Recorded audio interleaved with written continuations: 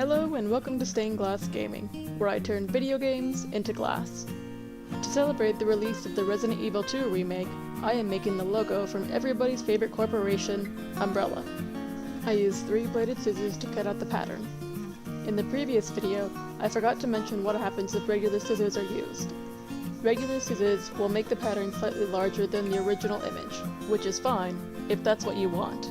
I've played Resident Evil 5 and 6 on the Xbox 360 and enjoyed them, despite the fact, as longtime fans put it, the games couldn't figure out what genre it wanted to be. My friends and I would stay up all night playing through the campaigns. This is how I learned about the true meaning of fear in the Resident Evil universe. Regenerators. I don't like horror things in general, which is why I never played any of the other Resident Evil games.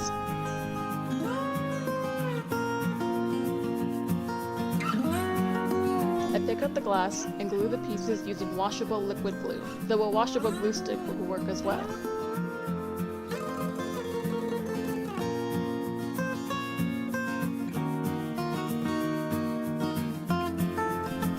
I put too much cutting oil into the glass cutter and it leaked each time I scored the glass.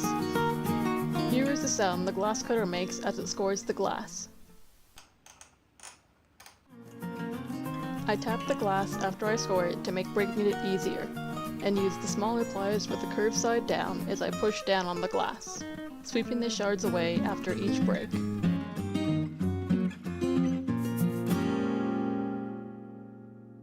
For pieces that are curved, I can do one of two things: carefully make smaller cuts, or grinding the glass.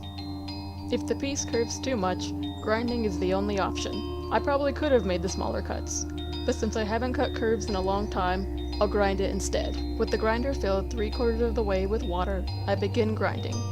Here is a close-up of the process.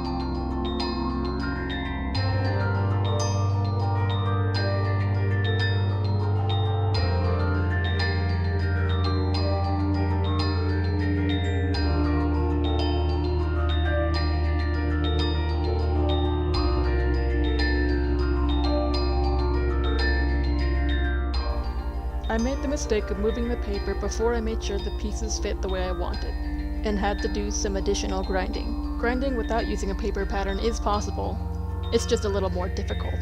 I want to correct a statement I made last video, which was washing the pieces using hand soap to get all the glass particles off the glass before foiling. Using dish soap, such as Dawn, doesn't leave residue like hand soap does. If the foil still doesn't stick, then use a mixture of 1 part water and 1 part rubbing alcohol.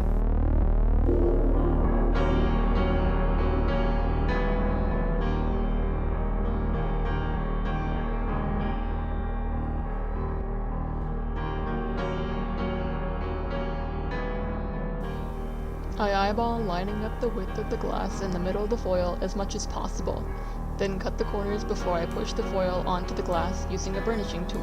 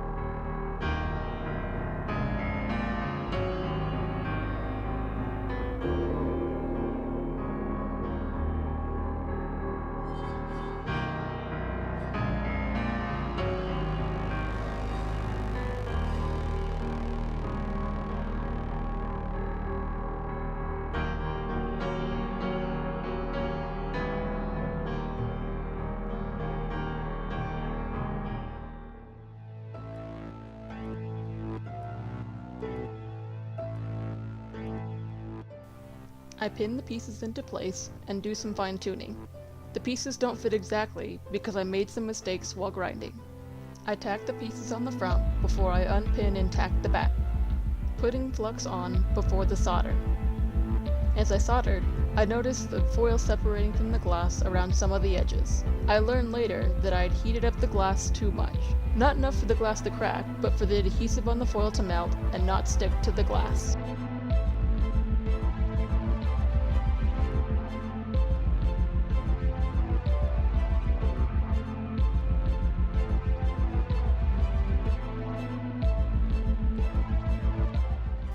I make 2 hooks to hang the piece. If I just used 1 hook, then the piece wouldn't look correct when hanging.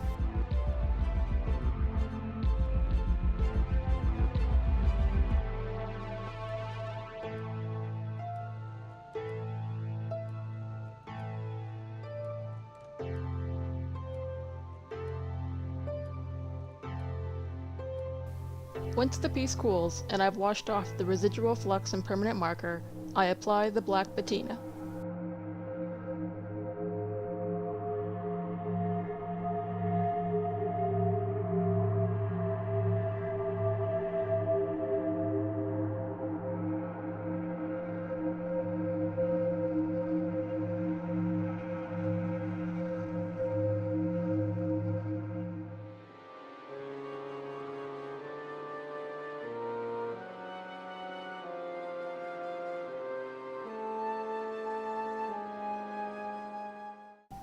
This time, I have car wax to put on the piece.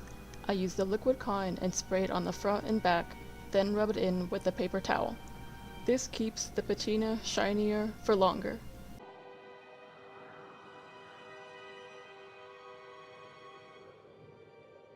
Here is the umbrella logo from the Resident Evil series. Despite some of the mistakes I made, I think this turned out looking pretty good. Like, share, comment, and subscribe if you enjoyed this video and want to see more. Thanks for watching, and I'll see you all through the next pane.